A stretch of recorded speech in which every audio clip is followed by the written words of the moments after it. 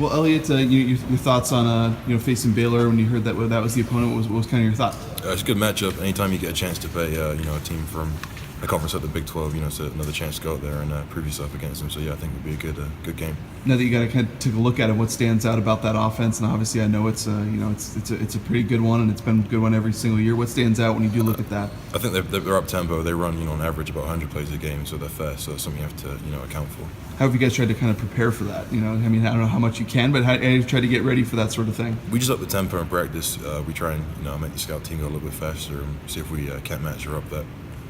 And I think a lot of people assume with the amount of points they score and the yards they get that they just wing the ball around, and that's not necessarily true. They do run it a lot, and they use a lot of different guys back there. What's the challenge in that? What makes them good at it? Yeah, they're a great running team, and I think really it comes down a lot to the tempo. You just have to play the technique and trust in what we're putting in that game plan, really. What do you think is going to be the biggest challenge for the defense he's facing there?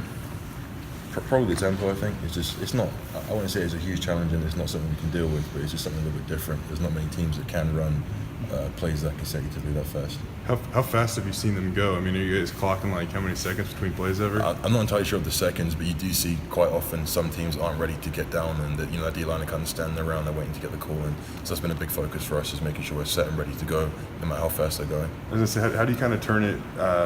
Make sure it's not kind of chaotic in that 10 to 15 seconds of lining up and making sure everything's kind of systematic and in order.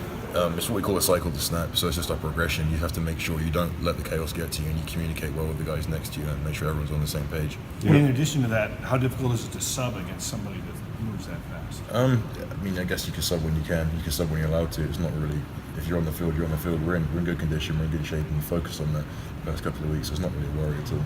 Is there anybody you can kind of compare this to? I mean, in terms of how fast they do go, but how fast they can go?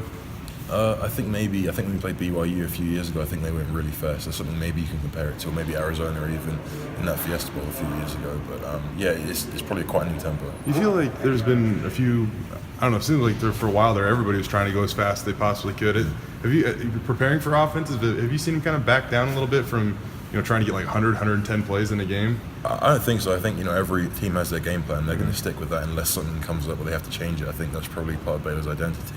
I don't expect them to kind of move away from that just because they're playing us. What was the first thing you thought when you heard you guys were playing Baylor?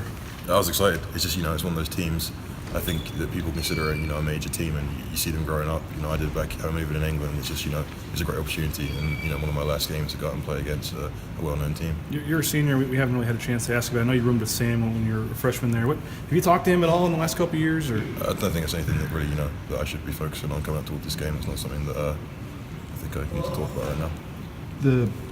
We talked Travis, and obviously I'm sure he's a guy that you've gone up against plenty in practice, and he's a guy that I don't think a lot of people really know a ton about him. What stands out about him, and whether it's on the field, off the field, or whatever? I think on the field he's a consistent guy. Like Travis brings it every single play. It's fun going against Travis in practice, and off the field he's a great guy. He's a really good character, and he's someone that you like to spend time with. Everyone jokes with Darren Lee having a family and stuff, but he's a little bit younger than Darren and stuff. So what's that kind of like when a guy has that that going on too, in addition to trying to be a good football player too? It's admirable, I think. Anyone that can balance having a family or juggle having a family and playing football this level and school too, that's crazy. And I respect those guys. It's something that I know I definitely struggle with. So kudos to them.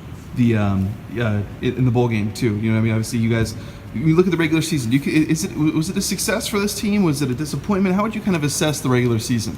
I think it's kind of a mixed bag, really. We didn't achieve our main goal, but along the way we've achieved a lot. I think as a team together, kind of cohesively. I think not just football, but relationships-wise as well. And I think on the field, it was a bit of a disappointment. So I think this bowl game's a chance for us to go out and redeem ourselves for that regular season. Do you think that that the bowl game can be that can decide whether it should be considered more of a success or more of a disappointment or anything like that? Yeah, I think so, because they always say you're only as good as your last performance, and everyone's going to look back and see next year they're going to probably analyze Boise State and how they played in the bowl game. So seniors is important for us to kind of send everyone off in the right way and kind of leave this program in good stead. The D-line early on, you guys had a ton of sacks, ton of tackles for loss. Those numbers in the second half of the season kind of came down a little bit. How do you kind of assess maybe the D-line's performance maybe from the first half to the second half? Was just evening out, or how do you kind of look at it? I couldn't really analyze it that deeply. I'm not sure. All I know is that we've definitely been working at practice on getting to the QB more, and I think hopefully that kind of emphasis is going to show up in this game. Baylor has 3 running backs. Do you notice much difference? I mean, are they different styles, or are they all kind of similar? There's a little bit of a mixed bag, but I think with the tempo of the offense, it's a lot of it is speed. They all kind of bring their speed. I think it doesn't really matter who's in that backfield. Our job is just to bring the guy down. You know, getting a chance to face Baylor to wrap up the season in that offense, I mean, you talk about positive endings. I mean, solving this offense, I mean, how positive can the season end if you guys do that? I mean, what can you take from that? Yeah, I think, like I said before, if we can finish this out and close out on a win, that's a positive for sure. Like I said, people remember your last performance, so I think this 2016 team will probably be judged on the last game. So yeah, it's a big focus for us to go out there and finish this the right way.